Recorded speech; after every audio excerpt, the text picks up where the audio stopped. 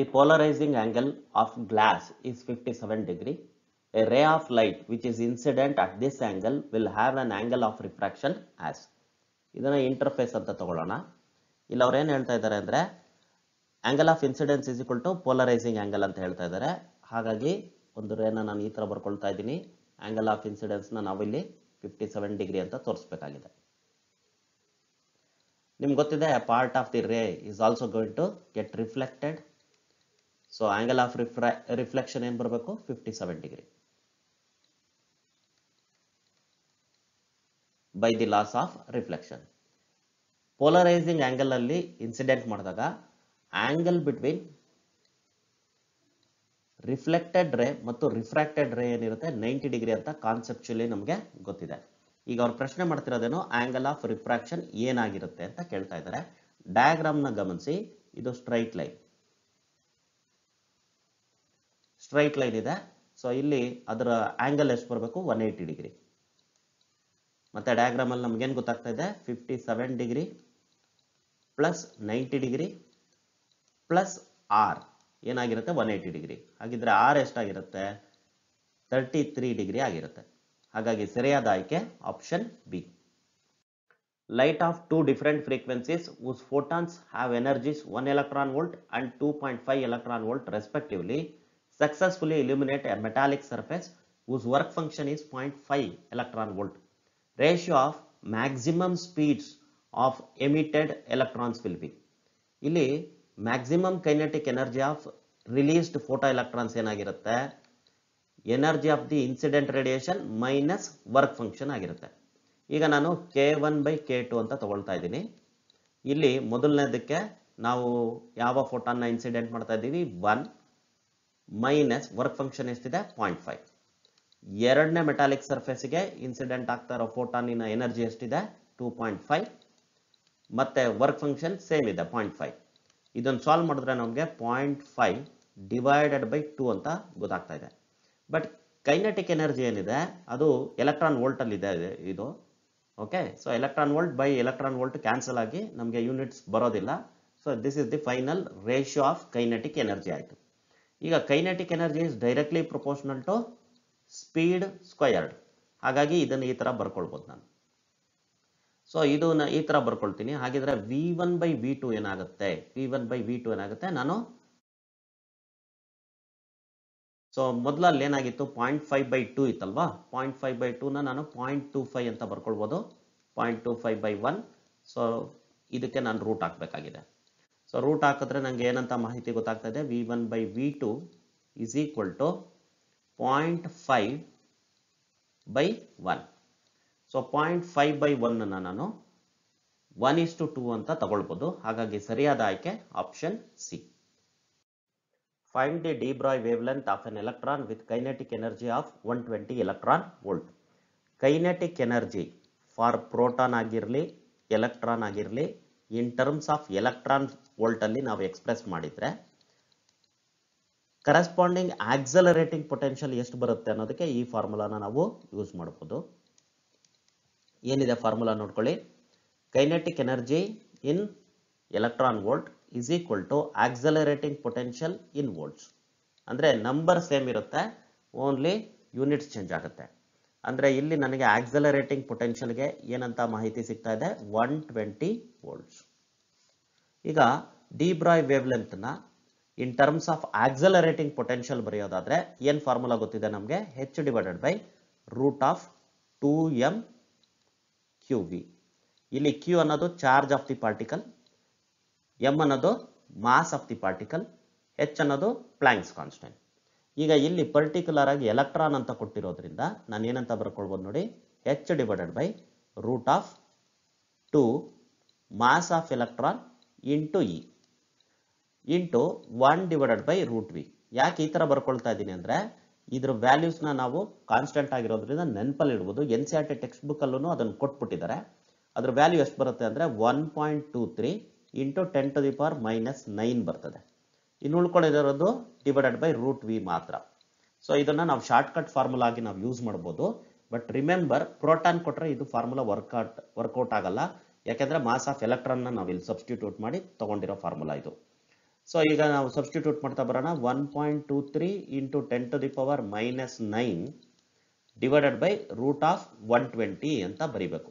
Root of 120ನ ನಾನು root of 121 ಅಂತ approximate ಮಾಡಿದ್ರೆ ನನಗೆ ಏನು ಬರುತ್ತೆ answer? 1.23 into 10 to the power minus 9 divided by 11 ಬರ್ತಾ ಇದೆ. ಇದನ್ನು ಸಾಲ್ವ್ ಮಾಡಿದ್ರೆ ನನಗೆ 112 ಪಿಕೋಮೀಟರ್ ಅಂತ ಗೊತ್ತಾಗುತ್ತೆ. ಆಪ್ಷನ್ ಸಿ ಸರಿಯಾದ ಆಯ್ಕೆ. An alpha particle of energy 5 mega electron volt is scattered through 180 degree by gold nucleus. The distance of closest approach is of the order of. ಇಲ್ಲಿ ನಮಗೆ ಕಾನ್ಸೆಪ್ಟ್ ಏನು ಗೊತ್ತಿದೆ ಅಂದ್ರೆ initial kinetic energy of the alpha particle is equal to potential energy of the target nucleus and the alpha particle when it approaches least distance of approach. ನಾವು kinetic energy ಅವರು direct ಆಗಿ ಕೊಟ್ಬಿಟ್ಟಿದ್ದಾರೆ 5 mega electron volt ಅಂತ. Potential ಎನರ್ಜಿಗೆ ನಾವು ಏನು expression ಬರೀಬಹುದು? 1/4 pi epsilon naught q1 q2 divided by D. D ಅಂತಕ್ಕಂಥದ್ದು least distance of approach. q1 ಅಂದ್ರೆ charge of the target nucleus ಅಂತ ತಗೊಳ್ಳೋಣ. q2 ಅಂದ್ರೆ charge of the alpha particle. ಹಾಗಿದ್ರೆ ಡಿಗೆ ಏನು ಬರುತ್ತೆ ನೋಡ್ಕೊಳ್ಳಿ. ಎಕ್ಸ್ಪ್ರೆಷನ್ ಜೊತೆಗೆ ನಾನು ಸಬ್ಸ್ಟಿಟ್ಯೂಟ್ ಮಾಡ್ತಾ ಬರ್ತೀನಿ. 1/4 pi epsilon naught ಅಂದ್ರೆ 9 into 10 to the power 9. Q1 ಅಂದ್ರೆ ಟಾರ್ಗೆಟ್ ನ್ಯೂಕ್ಲಿಯಸ್ ಇನ್ ಚಾರ್ಜ್, ಅದು ZE ಇರುತ್ತೆ. ZE ಅಂದ್ರೆ atomic number into charge of proton ಅಥವಾ ಚಾರ್ಜ್ ಆಫ್ ಎಲೆಕ್ಟ್ರಾನ್ ಅಂತ ತಗೋಬಹುದು. ಸೊ ಗೋಲ್ಡ್ಗೆ 79 ಇದೆ ಅಟಾಮಿಕ್ ನಂಬರ್, ಹಾಗಾಗಿ 79 into 1.6 into 10 to the power minus 19 coulomb ಅಂತ ತಗೊಳ್ಬೇಕು. Q2 ಏನಿರುತ್ತೆ ಅದು ಆಲ್ಫಾ ಪಾರ್ಟಿಕಲ್ ಆಗಿರೋದ್ರಿಂದ 2E.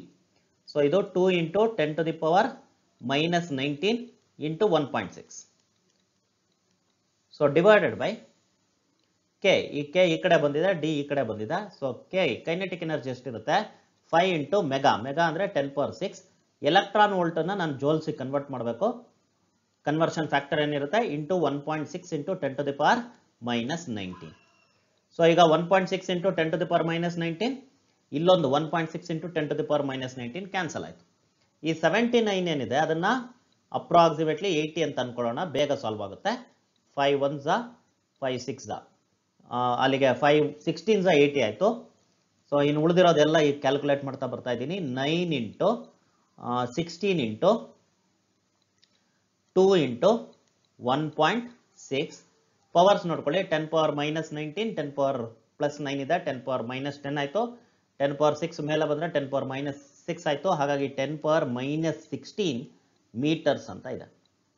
ಇದನ್ನು ಸಾಲ್ವ್ ಮಾಡಿದ್ರೆ ನೀವು ಕ್ವಿಕ್ ಆಗಿ ಕ್ಯಾಲ್ಕುಲೇಷನ್ ಮಾಡ್ತಾ ಸಾಲ್ವ್ ಮಾಡಿದ್ರೆ ಏನು ಬರ್ತದೆ ನಿಮಗೆ? 1 point something into 10 to the power minus 14 metre ಅಂತ ಬರುತ್ತೆ. ಬಟ್ ಎಕ್ಸ್ಪ್ರೆಸ್ ಮಾಡಿರೋದು ಯೂನಿಟ್ಸ್ ಏನಿದೆ ಸೆಂಟಿಮೀಟರ್ ಅಲ್ಲಿ ಇದೆ. ಹಾಗಾಗಿ ಏನಾಗುತ್ತದು? ಲೀಸ್ಟ್ ಡಿಸ್ಟೆನ್ಸ್ ಆಫ್ ಅಪ್ರೋಚ್ ಏನಿದೆ 1 point something into 10 power minus 12 into 10 power minus 2 metres ಅಂತ ಬರೀಬೋದು. ಬಟ್ 10 power minus 2 ಮೀಟರ್ ಏನಾಗಿದೆ? ಸೆಂಟಿಮೀಟರ್. ಹಾಗಾಗಿ ಸರಿಯಾದ ಆಯ್ಕೆ ಆಪ್ಷನ್ ಬಿ. ಈ ಕ್ವಶನ್ ಅನ್ನ ನಾವು ಜನರಲ್ ಆಗಿ ಹಾಗೆ ಸಾಲ್ವ್ ಮಾಡ್ಬಿಡ್ಬೋದಾಗಿತ್ತು, ಯಾಕೆಂದ್ರೆ ನಮಗೆ ಇದು ಥಿಯರಿನಲ್ಲಿ ಓದಿದೀವಿ. ಆಲ್ಫಾ ಪಾರ್ಟಿಕಲ್ಸ್ 5 ಮೆಗಾ ಎಲೆಕ್ಟ್ರಾನ್ ಇರತಕ್ಕಂತಹ ಆಲ್ಫಾ ಪಾರ್ಟಿಕಲ್ಸ್ನ ಗೋಲ್ಡ್ ನ್ಯೂಕ್ಲಿಯಸ್ ಮೇಲೆ ಬಿಟ್ಟಾಗ ಆರ್ಡರ್ ಏನಿದೆ ಅದು 10 power minus 14 ಮೀಟರ್ಸ್ ಇರುತ್ತೆ. Order of distance of closest approach ಅಂತ ಗೊತ್ತಿದೆ. ಡೈರೆಕ್ಟ್ ಆಗಿ ಅದು ನೆನಪಲ್ಲಿದ್ರೆ ಡೈರೆಕ್ಟ್ ಆಗಿ ನೀವು ಇಲ್ಲಿ ಆಪ್ಷನ್ಸ್ ನ ಚೂಸ್ ಮಾಡಬಹುದು. If an electron in a hydrogen atom jumps from an orbit of level n equals 3 to an orbit of level n equals 2, the emitted radiation has a frequency. R equals Rydberg constant, C equals velocity of light. ಇಲ್ಲಿ ನಮ್ಗೆ ಗೊತ್ತಿರೋ formula ಏನು? 1/λ is equal to R into 1 divided by n1 square minus 1 divided by n2 square. ಇಲ್ಲಿ n1 ಅಂದ್ರೆ lower orbit, n2 ಅಂದ್ರೆ higher orbit. So substitute ಮಾಡ್ತಾ ಇದ್ದೀನಿ. R into 1/n1 ಅವರು 2 ಅಂತ ಕೊಟ್ಟಿದ್ದಾರೆ, ಹಾಗಾಗಿ 2 ಸ್ಕ್ವೇರ್ಡ್ ಏನಾಯ್ತು 4 ಮೈನಸ್ 1 ಡಿವೈಡೆಡ್ ಬೈ n2 3 ಅಂತ ಕೊಟ್ಟಿದ್ದಾರೆ, 3 ಸ್ಕ್ವೇರ್ಡ್ ಇಸ್ 9. ಈಗ LCM ತಗೊಂಡ್ರೆ 36 ಬರುತ್ತೆ. ಸೊ ಏನಂತ ಗೊತ್ತಾಗ್ತಾ ಇದೆ ನಮಗೆ ಆನ್ಸರ್? 1/λಗೆ ಆರ್ ಇಂಟು 9 ಮೈನಸ್ 4 5 ಆಯಿತು, 9 ಇಂಟು 4 36 ಆಯಿತು. ಈಗ ಅವ್ರು ಕೇಳ್ತಾ ಇರೋದು ಫ್ರೀಕ್ವೆನ್ಸಿ ಏನು ಅಂತ. ಸೊ ಫ್ರೀಕ್ವೆನ್ಸಿ ಮತ್ತು ವೇವ್ ಲೆಂತ್ ನಡುವೆ ಏನು ರಿಲೇಷನ್ ಇದೆ ನೋಡ್ಕೊಳ್ಳಿ. Frequency of a wave is equal to speed of wave divided by its wavelength. So 1 by wavelength already ನಮಗೆ ಸಿಕ್ಕಿದೆ, ಇಂಟು ಸಿ ಮಾಡಿಬಿಟ್ರೆ ನಮಗೆ ಫೈನಲ್ ಆನ್ಸರ್ ಸಿಕ್ಬಿಡುತ್ತೆ. ಸೊ ಹಾಗಾಗಿ ಫೈನಲ್ ಆನ್ಸರ್ ಏನಾಯಿತು 5RC ಡಿವೈಡೆಡ್ ಬೈ 36. ಸರಿಯಾದ ಆಯ್ಕೆ option d. What is the wavelength of light for the least energetic photon emitted in the Lyman series of the hydrogen spectrum? Take Hc is equal to 1240 electron volt nanometer. So ಇಲ್ಲಿ ಮೊದಲಿಗೆ energy levels ನ recall ಮಾಡ್ಕೊಂಡ್ಬಿಡೋಣ.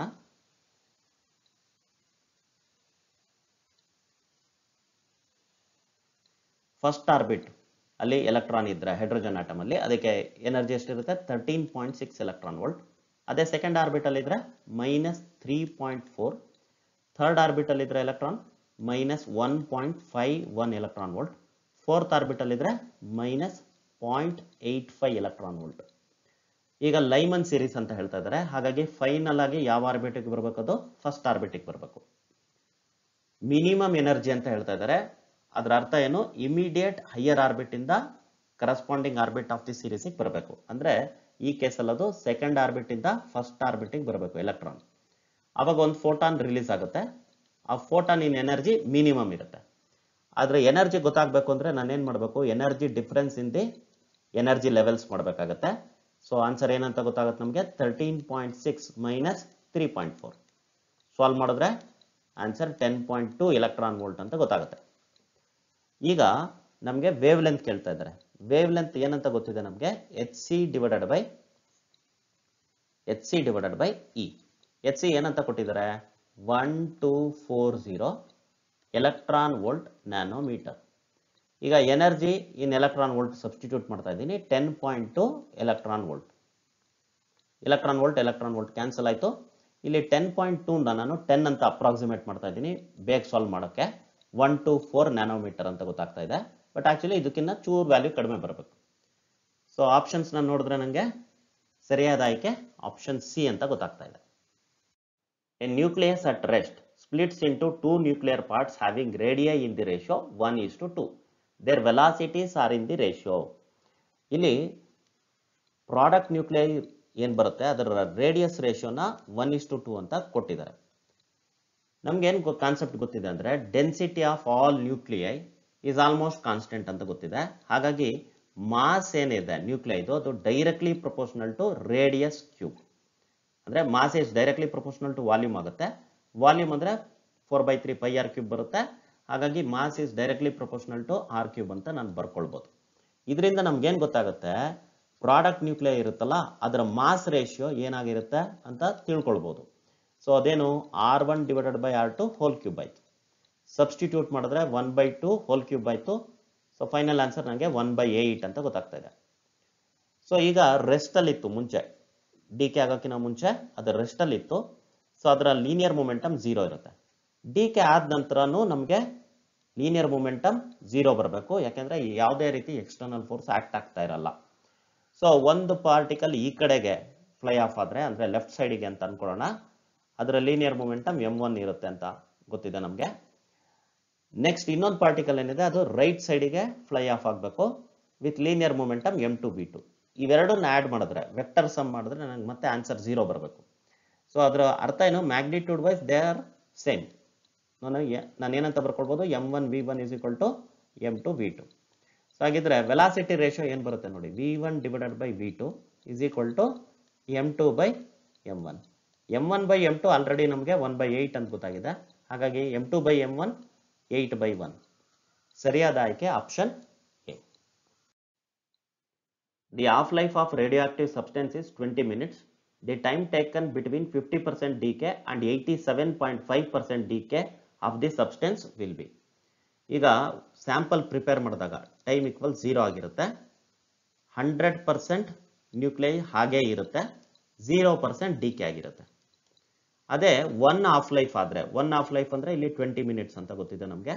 So 20 minutes ನಂತರ ನೋಡೋದಾದ್ರೆ 50% ಉಳ್ಕೊಳ್ಳುತ್ತೆ, 50% DK ಆಗೋಗಿರುತ್ತೆ. ಅದೇ ಇನ್ನೊಂದು half life ಆದ್ಮೇಲೆ ಅಂದ್ರೆ ಮೊದಲಿಂದ ಟೈಮ್ ಗಣನೆ ತಗೊಳ್ಳೋದಾದ್ರೆ 40 minutes. ಸೊ ಇರೋದ್ರಲ್ಲಿ 50% ಡಿಕೆ ಆಗಿರ್ಬೇಕು, ಇರೋದೆಷ್ಟು 50, ಅದರಲ್ಲಿ ಅರ್ಧ ಅಂದ್ರೆ ಎಷ್ಟು 25. ಸೊ ಉಳ್ಕೊಳ್ಳೋದು ಎಷ್ಟು ನಮಗೆ 25% ಆಫ್ ದಿ ನ್ಯೂಕ್ಲಿಯೈ ಉಳ್ಕೊಳ್ಳುತ್ತೆ. ಡಿಕೆ ಎಷ್ಟಾಗಿರುತ್ತೆ 75%. ಮತ್ತೊಂದು ಹಾಫ್ ಲೈಫ್ ಆದ್ರೆ ಟೋಟಲ್ ಆಗಿ ಟೈಮ್ ಎಷ್ಟಾಗಿರುತ್ತೆ 60 ಮಿನಿಟ್ಸ್ ಆಗಿರುತ್ತೆ. ಸೊ 25% ಎಲ್ಲ ಅರ್ಧ ಹೋದ್ರೆ ಎಷ್ಟಾಯ್ತು 12.5% ಉಳ್ಕೊಳ್ತು. ಸೊ ಡಿಕೆ ಎಷ್ಟಾಯ್ತು ಟೋಟಲ್ ಆಗಿ 87.5%. ಈಗ ಪ್ರಶ್ನೆ ಏನಾಗಿತ್ತು 50% ಡಿಕೆ ಇಂದ 87.5% ಡಿಕೆ ಆಗೋದಕ್ಕೆ ಎಷ್ಟು ಟೈಮ್ ತಗೊಳುತ್ತೆ ಅಂತ. ಅಂದ್ರೆ 20 ಮಿನಿಟ್ಸ್ ಇಂದ 60 ಮಿನಿಟ್ಸ್ ನಡುವೆ ಎಷ್ಟು ಟೈಮ್ ಇದೆ 40 ಮಿನಿಟ್ಸ್. ಸರಿಯಾದ ಆಯ್ಕೆ option B. A radioactive decay can form an isotope of the original nucleus with the emission of particles. Options ಅಲ್ಲಿ ಇವರು ಆಲ್ಫಾ ಡಿಕೆ ಮತ್ತೆ ಬೀಟಾ ಡಿಕೆ ಬಗ್ಗೆ ಮಾತಾಡ್ತಾ ಇದ್ದಾರೆ. ಜನರಲ್ ಆಗಿ ಆಲ್ಫಾ ಡಿಕೆ ಅಂದ್ರೆ ಏನು ಅಂತ ನೋಡೋಣ. ಕೆಮಿಕಲ್ ಸಿಂಬಲ್ ಎಕ್ಸ್ ಇದೆ, ಅಟಾಮಿಕ್ ನಂಬರ್ ಝೆಡ್ ಇದೆ, ಅಥವಾ ಅದನ್ನು ಚಾರ್ಜ್ ನಂಬರ್ ಅಂತ ಕೂಡ ಕರಿತೀವಿ, ಮಾಸ್ ನಂಬರ್ ಎ ಇದೆ ಅಂತ ಇಟ್ಕೊಳ್ಳೋಣ. When it undergoes alpha decay ನಮಗೆ ಹೀಲಿಯಂ ನ್ಯೂಕ್ಲಿಯಸ್ ಸಿಗುತ್ತೆ. ಹೀಲಿಯಂ ನ್ಯೂಕ್ಲಿಯಸ್ ಎಷ್ಟಿರುತ್ತೆ ಅಟಾಮಿಕ್ ನಂಬರ್ ಅಥವಾ ಚಾರ್ಜ್ ನಂಬರ್ 2 ಇರುತ್ತೆ, ಮಾಸ್ ನಂಬರ್ 4 ಇರುತ್ತೆ. ಸೊ ನಮಗೆ ಕನ್ಸರ್ವ್ಡ್ ಆಗಿರ್ಬೇಕು ಇವೆರಡು, ಮಾಸ್ ನಂಬರ್ ಮತ್ತೆ ಅಟಾಮಿಕ್ ನಂಬರ್ ಅಂತ ಗೊತ್ತಿದೆ. ಹಾಗಾಗಿ ಡಾಟರ್ ನ್ಯೂಕ್ಲಿಯಸ್ ಏನ್ ಫಾರ್ಮ್ ಆಗುತ್ತೆ ಅದ್ರ ಕೆಮಿಕಲ್ ಸಿಂಬಲ್ ವೈ ಅಂತ ಇಟ್ಕೊಳ್ಳೋಣ. ಸೊ ಅಲ್ಲಿ ನನಗೆ ಅಟಾಮಿಕ್ ನಂಬರ್ ಅಥವಾ ಚಾರ್ಜ್ ನಂಬರ್ ಎಷ್ಟು ಬರಬೇಕು Z-2, ಮಾಸ್ ನಂಬರ್ ಎಷ್ಟು ಬರಬೇಕು A-4. ಈಗ ಜನರಲ್ ಆಗಿ ಬೀಟಾ ಡಿಕೆ ಅಂದ್ರೆ ಏನು ಅಂತ ನೋಡೋಣ. ಯಾವುದೋ ಒಂದು ಎಲಿಮೆಂಟ್ ಇದೆ, ಅದ್ರ ಕೆಮಿಕಲ್ ಸಿಂಬಲ್ ಪಿ ಇದೆ ಅಂತ ಇಟ್ಕೊಳ್ಳೋಣ. ಅದರ ಚಾರ್ಜ್ ನಂಬರ್ Z ಇರಲಿ, ಮಾಸ್ ನಂಬರ್ ಎ ಇರಲಿ. ಇದು ಬೀಟಾ ಡಿಕೆ ಒಳಪಟ್ಟಾಗ ಇಲ್ಲಿ ಜನರಲ್ ಆಗಿ ಬೀಟಾ ಡಿಕೆ ಅಂತ ಹೇಳಿದಾಗ ನಾನು ಯಾವಾಗಲೂ ಬೀಟಾ ಮೈನಸ್ ಡಿಕೆ ತಗೊಳ್ಬೇಕು. ಯಾಕಂದ್ರೆ ಎರಡು ಬೀಟಾ ಡಿಕೆ ಬರುತ್ತೆ, ಬೀಟಾ ನೆಗೆಟಿವ್ ಮತ್ತೆ ಬೀಟಾ ಪಾಸಿಟಿವ್. ಬೀಟಾ ನೆಗೆಟಿವ್ ಅಲ್ಲಿ ಎಲೆಕ್ಟ್ರಾನ್ಸ್ ಎಜೆಕ್ಟ್ ಆಗುತ್ತೆ ನ್ಯೂಕ್ಲಿಯಸ್ ಇಂದ, ಬೀಟಾ ಪ್ಲಸ್ ಡಿಕೆ ನಲ್ಲಿ ಪಾಸಿಟ್ರಾನ್ಸ್ ಎಜೆಕ್ಟ್ ಆಗುತ್ತೆ. ಅವ್ರೇನು ಹೇಳಿಲ್ಲ ಅಂದ್ರೆ the type you must take is beta minus decay. So ಇಲ್ಲಿ ಬೀಟಾ ಮೈನಸ್ ಡಿಕೆ ಆಗ್ತಾ ಇದೆ ಅಂತ ಅನ್ಕೊಳ್ಳೋಣ. ನ್ಯೂಕ್ಲಿಯಸ್ ಇಂದ ಎಲೆಕ್ಟ್ರಾನ್ ಹೊರಗೆ ಬರ್ತಾ ಇದೆ, ಅದರ ಚಾರ್ಜ್ ನಂಬರ್ ಎಷ್ಟು -1, ಮಾಸ್ ನಂಬರ್ ಎಷ್ಟು 0. ಹಾಗಾಗಿ ಡಾಟರ್ ನ್ಯೂಕ್ಲಿಯಸ್ ಏನ್ ಬರುತ್ತೆ ಅದಕ್ಕೆ ಕೆಮಿಕಲ್ ಸಿಂಬಲ್ ಕ್ಯೂ ಅಂತ ಅನ್ಕೊಳ್ತಾ ಇದ್ದೀನಿ. ಅದಕ್ಕೆ ಚಾರ್ಜ್ ನಂಬರ್ ಎಷ್ಟಿರಬೇಕು Z+1 ಮತ್ತೆ ಮಾಸ್ ನಂಬರ್ ಎಷ್ಟಿರಬೇಕು A. ಸೊ ಇಲ್ಲಿ ನಿಮ್ಗೆ ಏನ್ ಗೊತ್ತಾಗ್ತಾ ಇದೆ ಅಂದ್ರೆ ಆಲ್ಫಾ ಡಿಕೆ ಆದಾಗ atomic number goes down by 2, 2 ಕಡಿಮೆ ಆಗುತ್ತೆ. ಅದೇ ನಿಮ್ಗೆ ಬೀಟಾ ಮೈನಸ್ ಡಿಕೆ ಆದಾಗ atomic number goes up by 1 ಜಾಸ್ತಿ ಆಗುತ್ತೆ. ಸೊ ಇಲ್ಲಿ 2 ಕಡಿಮೆ ಆಗಿದೆ, ಇಲ್ಲಿ 1 ಜಾಸ್ತಿ ಆಗಿದೆ. ನನ್ಗೆ ಸೇಮ್ ಐಸೋಟೋಪ್ ಬರ್ಬೇಕು, ಮತ್ತೆ ವಾಪಸ್ ಮತ್ತೆ ಸೇಮ್ ಏನ್ ಎಲಿಮೆಂಟ್ ಇಂದ ಶುರು ಮಾಡಿದ್ವಿ ಅಲ್ಲಿಗೆ ಹೋಗ್ಬೇಕು ಅಂದ್ರೆ ಒಂದು ಆಲ್ಫಾ ಡಿಕೆ ಆದ್ರೆ ಕರೆಸ್ಪಾಂಡಿಂಗ್ ಆಗಿ ಎಷ್ಟಾಗಬೇಕು 2 ಬೀಟಾ ಡಿಕೆ ಆಗ್ಬೇಕು. ಏನಾಗುತ್ತೆ ಇಲ್ಲಿ ಅಟಾಮಿಕ್ ನಂಬರ್ 2 ಇಂದ ಕಡಿಮೆ ಆಗಿದೆ, ಇಲ್ಲಿ ಅಟಾಮಿಕ್ ನಂಬರ್ 2 ಇಂದ ರೈಸ್ ಆಗುತ್ತೆ. ಸೊ 2 ಬ್ಯಾಲೆನ್ಸ್ ಆಗೋಗುತ್ತೆ. ಈ ತರ ರೇಷಿಯೋದಲ್ಲಿ ನಂಗೆ ಆನ್ಸರ್ ಹುಡುಕ್ಬೇಕು ಅಂದ್ರೆ 2 ಆಲ್ಫಾ ಡಿಕೆ ಆಗಿದ್ರೆ 4 ಬೀಟಾ ಡಿಕೆ ಆಗ್ಬೇಕು. ಸೊ ಇದೇ ತರದ ಆಪ್ಷನ್ಸ್ ನಾನು ಹುಡ್ಕೊಂಡು ಹೋಗ್ಬೇಕು. ಸೊ ಇದನ್ನ ಹುಡುಕ್ತಾ ಹೋದ್ರೆ ನಂಗೆ ಸರಿಯಾದ ಆಯ್ಕೆ ಏನಂತ ಗೊತ್ತಾಗ್ತಾ ಇದೆ, option B 1 alpha and 2 beta. An LED is constructed from a PN junction based on a certain semiconducting material whose energy gap is 1.9 electron volt. Then the wavelength of the emitted light is. So LED ಹೆಂಗ್ work ಆಗುತ್ತೆ ಅಂದ್ರೆ conduction band ಅಲ್ಲಿ ಇರ್ತಕ್ಕಂತಹ electrons valence ಬ್ಯಾಂಡಿಗೆ ಬಂದಾಗ ಅವುಗಳ energy ಕಡಿಮೆ ಆಗುತ್ತೆ. ಎಷ್ಟು ಕಡಿಮೆ ಆಗುತ್ತೆ ಅಂದ್ರೆ that is equal to energy gap. Energy gap ಎಷ್ಟು ಅಂತ ಕೊಡ್ತಾ ಇದ್ದಾರೆ ಇಲ್ಲಿ, that is equal to 1.9 electron volt ಅಂತ ಕೊಟ್ಟಿದ್ದಾರೆ. ಇಷ್ಟು ಎನರ್ಜಿ ಇರ್ತಕ್ಕಂತಹ ಒಂದು ಫೋಟಾನ್ ರಿಲೀಸ್ ಆಗುತ್ತೆ because of conservation of energy. ಎಲೆಕ್ಟ್ರಾನಿಗೆ ಎನರ್ಜಿ ಕಡಿಮೆ ಆಗುತ್ತೆ, ಆ ಎನರ್ಜಿ ಫೋಟಾನ್ ಅಲ್ಲಿ ರಿಲೀಸ್ ಆಗುತ್ತೆ. ಸೊ ಆ ಫೋಟಾನ್ಗೆ ಎಷ್ಟು ಎನರ್ಜಿ ಇರುತ್ತೆ 1.9 ಎಲೆಕ್ಟ್ರಾನ್ ವೋಲ್ಟ್. ಈಗ ಇಲ್ಲಿ ಪ್ರಶ್ನೆ ಏನ್ ಮಾಡ್ತಾ ಇದ್ದಾರೆ, ಆ ಫೋಟಾನ್ಗೆ ವೇವ್ ಲೆಂತ್ ಎಷ್ಟಿದೆ ಅಂತ. ಸೊ ಫಾರ್ಮುಲಾ ಏನ್ ಗೊತ್ತಿದೆ ನಮ್ಗೆ ಅಂದ್ರೆ wave length in nanometre is equal to 1240 divided by energy in electron volt. ಇದು short cut formula. So 1240 divided by ಏನಂತ ಇದೆ ಎನರ್ಜಿ 1.9 ಸಾಲ್ವ್ ಮಾಡೋದು ಕಷ್ಟ ಆಗ್ತಾ ಇದೆ. ಹಾಗಾಗಿ ನಾನು ಅಪ್ರಾಕ್ಸಿಮೇಟ್ ಆನ್ಸರ್ ಎಕ್ಸ್ಪೆಕ್ಟ್ ಮಾಡ್ತಾ ಇದ್ದೀನಿ. ಇಲ್ಲಿ 2 ಅಂತ ಅನ್ಕೊಂಡ್ಬಿಡ್ತೀನಿ. ಅವಾಗ ಆನ್ಸರ್ ಏನ್ ಗೊತ್ತಾಗ್ತಾ ಇದೆ ನನಗೆ, ಇದು ನ್ಯಾನೋಮೀಟರ್ ಅಲ್ಲಿ ಇರುತ್ತೆ answer. So that is almost equal to 620 nanometres. So almost ಇಷ್ಟಿರಬೇಕು, ಇದಕ್ಕಿಂತ ಚೂರು ಜಾಸ್ತಿ ಇರಬೇಕು. ಯಾಕೆ ಜಾಸ್ತಿ ಇರಬೇಕು, ನಾನು 1.9 ಡಿನಾಮಿನೇಟರ್ ಇರೋದು ಅದನ್ನು 2 ಮಾಡ್ಕೊಂಡ್ಬಿಟ್ಟಿದ್ದೀನಿ, ಜಾಸ್ತಿ ಮಾಡ್ಬಿಟ್ಟಿದ್ದೀನಿ. ಸೊ ಈಗ ನಾನು ಇದನ್ನ ಏನಂತ ಬರ್ಬೋದು, 6.2 ಇಂಟು 10⁻⁻7 ಮೀಟರ್ಸ್ ಅಂತ ಬರ್ಕೊಳ್ಬೋದು. ಇದಕ್ಕಿಂತ ಚೂರು ಜಾಸ್ತಿ ಇರುವಂತ ಆನ್ಸರ್ನ ನಾನು ಹುಡುಕ್ತಾ ಹೋದ್ರೆ ಸರಿಯಾದ ಆಯ್ಕೆ ಏನಂತ ಗೊತ್ತಾಗ್ತಾ ಇದೆ, option C. Amplitude modulation has 1 carrier with 2 sideband frequencies, 1 carrier with infinite frequencies, 1 carrier with high frequency. ಇಲ್ಲಿ ಡಯಾಗ್ರಾಮ್ ನೋಡ್ಬಿಡೋಣ, ನಮ್ಗೆ ಕ್ಲಿಯರ್ ಆಗಿ ಅರ್ಥ ಆಗುತ್ತೆ. ಇದರಲ್ಲಿ ಸೆಂಟ್ರಲ್ ಫ್ರೀಕ್ವೆನ್ಸಿ ಇದೆ, ಕ್ಯಾರಿಯರ್ ವೇವ್ ಫ್ರೀಕ್ವೆನ್ಸಿ ಅಂತ ಕರಿತೀವಿ. ಅದು ಆಂಗ್ಯುಲರ್ ಫ್ರೀಕ್ವೆನ್ಸಿ ಒಮೆಗಾ ಸಿ ಅಂತ ಇದೆ, ಲೀನಿಯರ್ ಫ್ರೀಕ್ವೆನ್ಸಿ ತಗೊಂಡ್ರೆ ಎಫ್ ಸಿ ಆಗಿರುತ್ತೆ. ಇದು ಸೆಂಟ್ರಲ್ ಕ್ಯಾರಿಯರ್ ಫ್ರೀಕ್ವೆನ್ಸಿ ಆಯ್ತು. ಇಲ್ಲಿ ಆ ಕಡೆ ಮತ್ತೆ ಈ ಕಡೆ ನಮಗೆ 2 ಸೈಡ್ ಬ್ಯಾಂಡ್ ಫ್ರೀಕ್ವೆನ್ಸಿ ಸಿಗ್ತಾ ಇದೆ.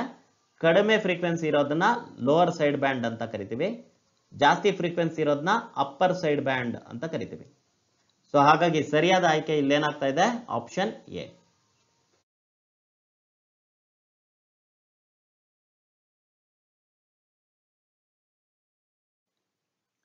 The circuit has 2 oppositely connected ideal diodes in parallel. What is the current flowing in the circuit? ಇಲ್ಲಿ ಸರ್ಕ್ಯೂಟ್ ನ ಗಮನಿಸಿ.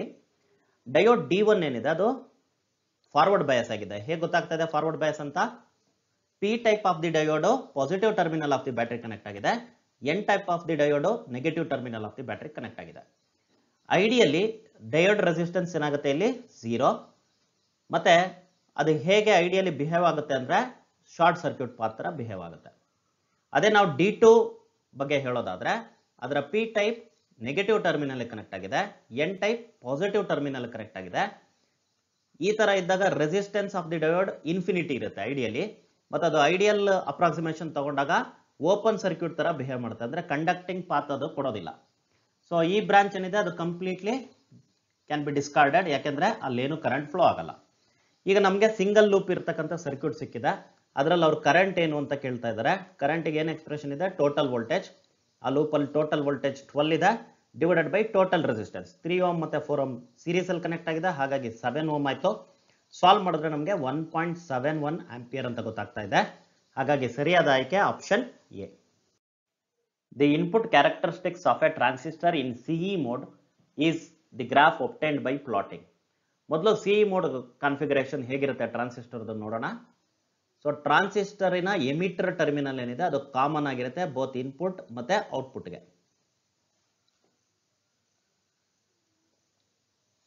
ಇದು ಕಲೆಕ್ಟರ್ ಟರ್ಮಿನಲ್, ಇದು ಎಮಿಟರ್ ಟರ್ಮಿನಲ್. ಔಟ್ಪುಟ್ ನಾವು ಎಲ್ಲಿ ಎಕ್ಸ್ಟ್ರಾಕ್ಟ್ ಮಾಡ್ತೀವಿ, ಕಲೆಕ್ಟರ್ ಮತ್ತೆ ಎಮಿಟರ್ ನಡುವೆ. ಅದೇ ಇನ್ಪುಟ್ ನಾವು ಎಲ್ಲಿ ಕೊಡ್ತಾ ಇದ್ದೀವಿ ಅಂತ ನೋಡ್ಕೊಳ್ಳಿ, ಅದು ಎಮಿಟರ್ ಮತ್ತೆ ಬೇಸ್ ನಡುವೆ ಇರುತ್ತೆ. ಇನ್ಪುಟ್ ವೋಲ್ಟೇಜ್ ನಾವು VBE ಅಂತ ಎಕ್ಸ್ಪ್ರೆಸ್ ಮಾಡ್ತೀವಿ, ಇನ್ಪುಟ್ ಕರೆಂಟ್ ನ IB ಅಂತ ತಗೊಳ್ತೀವಿ, ಔಟ್ಪುಟ್ ಕರೆಂಟ್ ನ IC ಅಂತ ತಗೊಳ್ತೀವಿ. ಈಗ ಅವ್ರು ಏನ್ ಮಾಹಿತಿ ಕೇಳ್ತಾ ಇದ್ದಾರೆ ಅಂದ್ರೆ ಸಿಇ ಮೋಡ್ ಅಲ್ಲಿ ಇನ್ಪುಟ್ ಕ್ಯಾರೆಕ್ಟರಿಸ್ಟಿಕ್ಸ್ ಅಂದ್ರೆ ಏನು ಅಂತ. Input characteristics is the graph plotted for input current. Input current ಏನಿಲ್ಲ IB versus input voltage.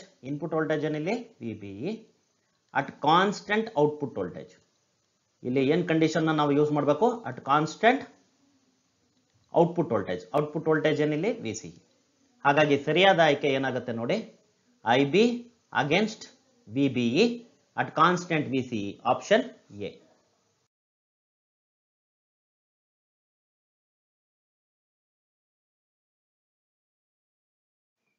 The given truth table is for. ಇಲ್ಲಿ ಇನ್ಪುಟ್ 0 0 ಇದ್ದಾಗ ಔಟ್ಪುಟ್ 1 ಇದೆ, ಇನ್ಪುಟ್ 0 1 ಇದ್ದಾಗ ಔಟ್ಪುಟ್ 1 ಇದೆ, ಇನ್ಪುಟ್ಸ್ 1 ಮತ್ತೆ 0 ಇದ್ದಾಗ ಔಟ್ಪುಟ್ 1 ಇದೆ. ಅದೇ ಇನ್ಪುಟ್ಸ್ 1 ಮತ್ತೆ 1 ಇದ್ದಾಗ ಔಟ್ಪುಟ್ 0 ಇದೆ. ಇದು ಯಾವ ಗೇಟ್ ನ ರೆಪ್ರೆಸೆಂಟ್ ಮಾಡುತ್ತೆ ಅಂದ್ರೆ ನ್ಯಾಂಡ್ ಗೇಟ್ ನ ರೆಪ್ರೆಸೆಂಟ್ ಮಾಡುತ್ತೆ. ಬೇಕಿದ್ರೆ ನಾವು ಇದನ್ನ ಕ್ರಾಸ್ ಚೆಕ್ ಮಾಡಬಹುದು using expression A and B inverse. So ಸರಿಯಾದ ಆಯ್ಕೆ option C. The waves used for line off site communication is. ಇದು ನಾಲೆಡ್ಜ್ ಬೇಸ್ಡ್ ಕ್ವಶನ್ ಆಗಿದೆ. Answer option B, space waves.